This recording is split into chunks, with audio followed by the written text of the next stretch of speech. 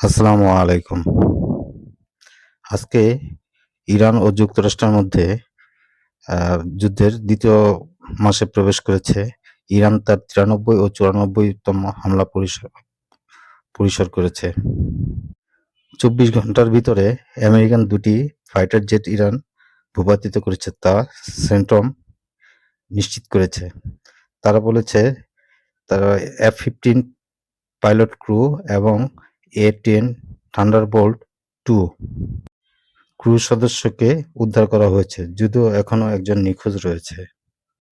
মার্কিন বাহিনী ইরানের বুশর শহরের পারমাণবিক কেন্দ্রের কাছে একটি বিমান হামলা পরিচালনা করেছে।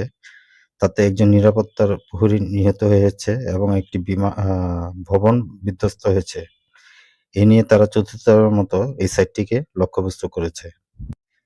ইরান তার ক্ষেপণাস্ত্র হামলায় দক্ষিণ সিরিয়ায় ইসরায়েলি ট্যাঙ্কের ধ্বংস করেছে, যাতে একজন নিহত হয়েছে বলে জানা গেছে।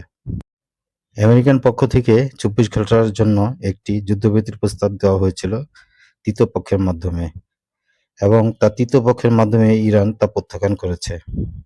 হরমুজ প্রণালী নিয়ে আজকে সবচেয়ে বড় আপডেট হচ্ছে